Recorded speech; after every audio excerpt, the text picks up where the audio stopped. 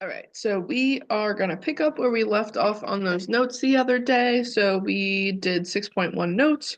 We did the first two. Remember, we got them both into y-intercept, slope-intercept, and graphed them. So what you need to do is turn these both into slope-intercept form. So work on turning these into slope-intercept form. Do that for me right now. So start working on that. Pause the video and start working on that on the back of the notes. I'm going to work on it now.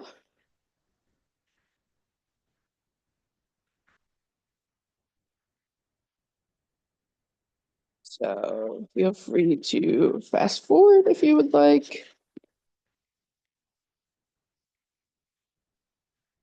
And just see what they are when we're done.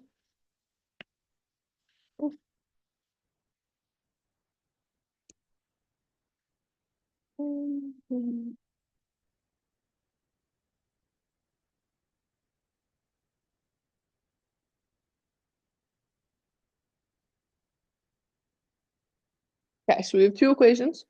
So now that we have them, we're going to start graphing them. So I'm going to graph this first one. So we're going to start at 1, then we're going to go up 1 over 2 to the right because it's positive. Go back the other direction and play connect the dots. Okay, that's the first one. Then I'm going to graph the other one. I'm going to start down here and I'm going up 1 over 2. Same thing on the other side and play connect the dots. Wait, yesterday we talked about if there is no, oh boy. If they don't cross, if the two lines don't cross, then you did something wrong. But that's not the case today, okay? So what we are going to know is if they don't cross, so they don't cross, what that means is that there's not going to be a solution. So our answer is no solution. Okay, remember which is a circle with a line through it. You are going to be able to tell that without graphing them. What do you notice? Did these have anything in common? Is there anything that those two equations have that's the same? Hopefully you're thinking, yes, both of them have a slope of 1/2. So if they have the same slope, but different y-intercepts, then they'll never cross, which means that they have no solution. Okay? Okay. So now let's look at the next one. Let's graph this first one first. So we'll graph this. So take a moment to do that. Pause the video if you'd like. And then just check your answer when you're done graphing that one. Okay, so then we go boop. Now we're going to graph the other one. So we're going to put this into slope-intercept form.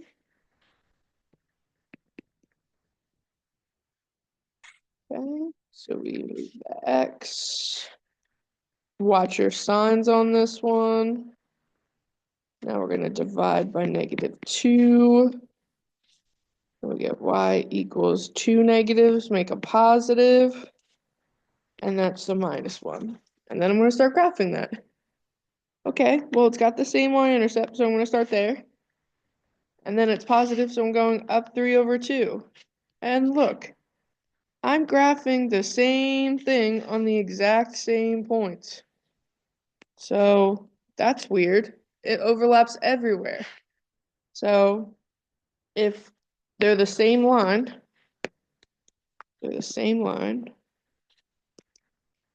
that means my answer is infinite solutions, which hopefully you remember is the infinity symbol. So then you should be thinking, what do these two have in common? So I might look back at the original and this one we just wrote. They have the same exact equation, right? They're the same slope and the same y-intercept. So that means that they're the same line, which means that they're infinite solutions.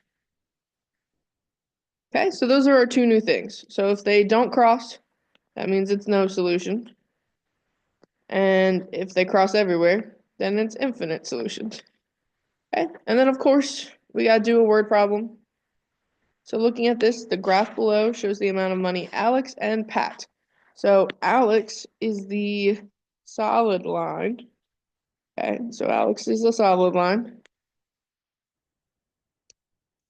Um, Pat is the dotted line. Okay, so don't forget that. Um, Shows how much each will have after their hours of babysitting. For what domain? Remember, domain are your x values. So I'm just looking at these numbers in H here, really. Will Alex have more money? So for what values of H will Alex be have more money? So if I'm looking at that, that means Alex's line, the solid line, if I want more, should be on top. So where on this graph is Alex, the solid line, on the top half? Well, it switches about right here, right? So for the domain, it switches at 5, and it goes on and on and on and on forever. So we're going to write this as an inequality. So 5, it can be equal to 5, x, because we're talking about domain. And then it goes on and on and on forever. Alex will always then have more money. So we're going to put it to infinity. And we can't ever be equal to infinity. Okay? So if you see questions like this on Get More Math, it's probably like, when will Alex have more money? Well, after 5 hours. Because that's where they cross. That's where they switch. Okay? But this is asking for the domain, so that's why we just wrote an inequality. Okay, those are the notes. If you are confused, just let me know when I see you on Thursday.